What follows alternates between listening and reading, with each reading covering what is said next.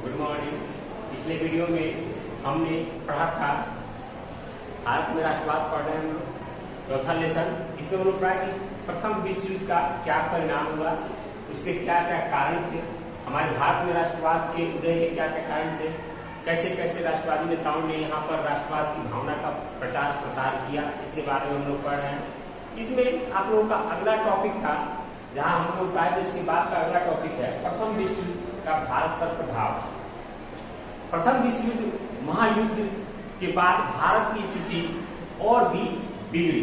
पहले तो सामानों की कीमतें बढ़ी, लेकिन बाद में आर्थिक गतिविधियां जो थी, आर्थिक स्थिति जो थी वो और मंद होने लगी। सारे जो लघु उद्योग कुटीर उद्योग थे वो बंद थे, शहरों में बेरोजगारी बढ़ती चली गई, तो शहरों के जो नगरों के जो शिक्षित व्यक्ति थे वो बेरोजगार होते चले गए और वो लोग बेरोजगारी को अपनाने में लग गए।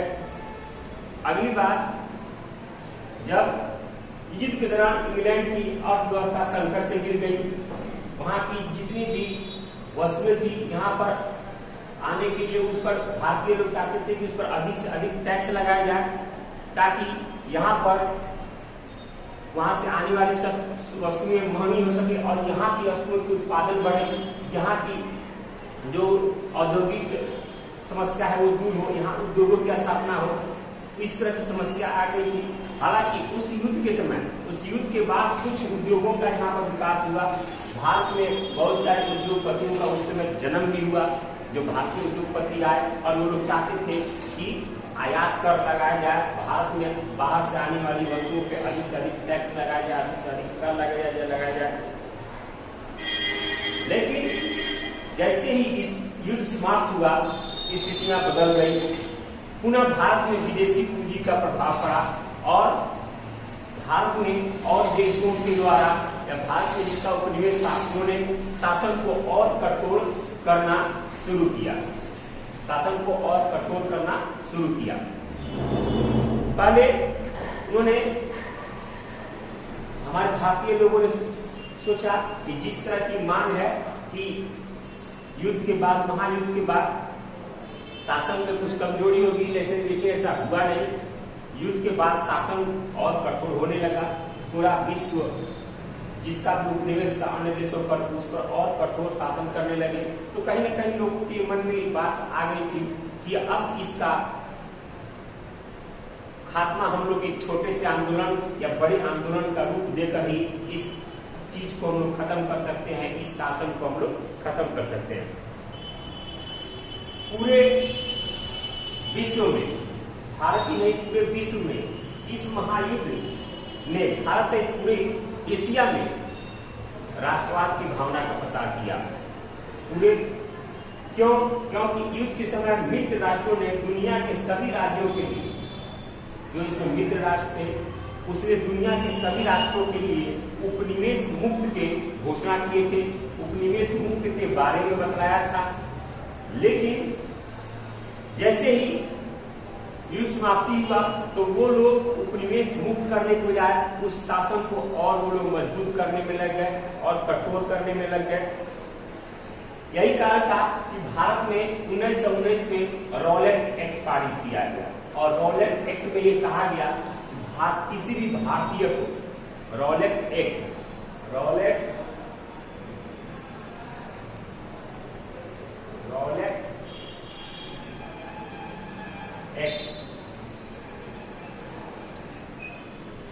एक मतलब होता है कानून, रॉलेट एक्ट यानी कानून बनाया गया 1919 में। जब युद्ध समाप्त हुआ 18 में, उसके बाद 19 में यह रॉलेट एक्ट पारित किया गया और इसमें कहा गया कि किसी भी भारतीय को बिना मुकदमा चलाए जेल में बंद किया जा सकता है। इस तरह के कानून बनाए गए। इसी कानून के विरोध के क्रम में 13 अप्रैल 1919 को प्रसिद्ध जालियांवाला बाग हत्याकांड किया, जिसमें पूरे पंजाब में मार्शल लॉ लगा दिया गया। पूरे पंजाब को सुरक्षित क्षेत्र में घोषित कर वहां मार्शल लॉ लगा के किसी को किसी निकलने की कोई पाबंदी लगा दी गई, जिसपे लोगों पर बहुत सारे अत्याचार किए गए मार्शल लॉ के आधार पर। तो ये सारी घटनाएं ये दिखाती हैं कि युद्ध समाप्ति के बाद जितने भी देशों के उपनिवेश कायम थे उन्होंने शासन को और कठोर करना शुरू किया। महायुद्ध के बाद भारत की ओर से जो लहर उठी राष्ट्रवाद की भावना, वो भारत में ब्रिटिश सरकार के शासन में कुछ सुधार करने के लिए निर्णय लेने पर मजबूर कर दिया। यानी उनको ये जो आंदोलन हुए, जो ये राष्ट्रवाद की भावना जो लहर दौड़ी युद्ध समाप्ति के बाद, उसने भारत में या रॉलेट एक्ट के विरुद्ध में, जालियांवाला बाग हत्याकांड के विरुद्ध में, आगे हम पढ़ेंगे जालियांवाला बाग हत्याकांड क्या है, रॉलेट एक्ट का क्या प्रभाव पड़ा। तो इसके विरोध में जब आंदोलन होने लगे तो अंग्रेजों को ये समझ में आएगा कि इसमें कुछ न कुछ सुधार की आवश्यकता जरूर है। इसी में उन्होंने 1919 में ही मॉन्टेग्यू-चेम्सफोर्ड योजना या भारत सरकार अधिनियम से जाना गया। 1919 में ही मॉन्टेग्यू-चेम्सफोर्ड या भारतीय योजना के नाम से जाना गया, उन्होंने योजना बनाया और इस प्रस्ताव में प्रांतीय विधायी परिषदों का आकार बढ़ा। यानी जो निचले सदन थे विधानसभा और उच्च सदन जो थे लोकसभा, इसमें सदस्यों की संख्या बढ़ाई गई। इसमें अधिक से अधिक सदस्यों को निर्वाचित करके बुलाया गया। तो इस तरह की व्यवस्था की गई। लेकिन फिर भी इस चीज से भारतीय जो राष्ट्रवादी नेता थे वो लोग असंतुष्ट थे। इन सब चीजों से वो संतुष्ट होने वाले नहीं थे। उन्हें तो अपने एक पूरी राजनीतिक स्वतंत्रता चाहिए थी, एक पूरी तरह उपनिवेश का खात्मा करना था, एक पूरी तरह साम्राज्यवाद मुक्त भारत की नींव डालनी थी। इस प्रथम महायुद्ध का प्रत्यक्ष प्रभाव, इस जो प्रथम विश्व युद्ध था इसका प्रत्यक्ष प्रभाव हम लोग को खिलाफत आंदोलन में देखने को मिलता है। क्योंकि उस समय तुर्की का जो राजा होता था, जो खलीफा होता था, तुर्की में खलीफा होते थे, राजा जो थे, वो ऑटोमन तुर्की, उसका नाम था ऑटोमन तुर्की।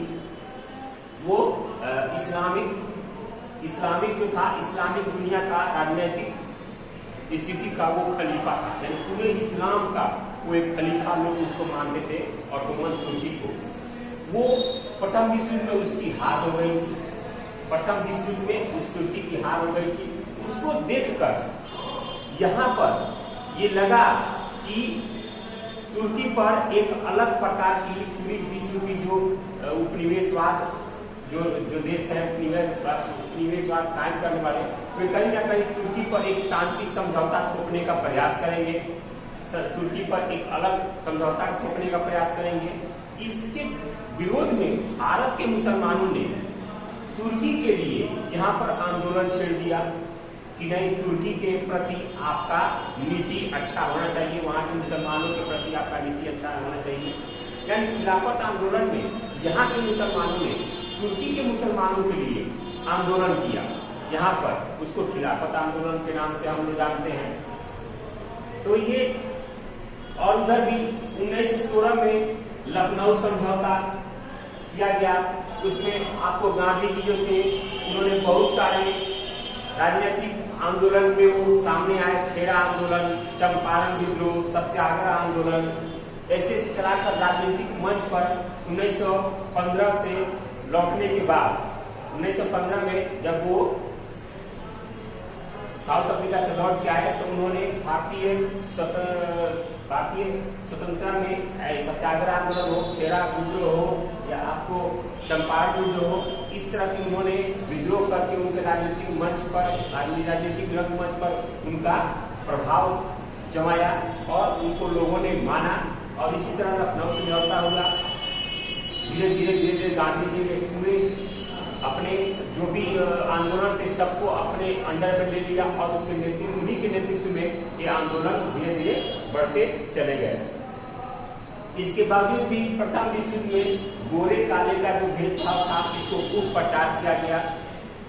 यानी ये बात कहीं न कहीं समझ में आ गई थी कि गोरे जो लोग हैं वो अपने आप को बेहतर मानते हैं, काले लोग को नीच मानते हैं। ये बात पूरी तरह फैल गई और यही कारण था कि राष्ट्रवाद की भावना तेजी से जगनी शुरू हो गई।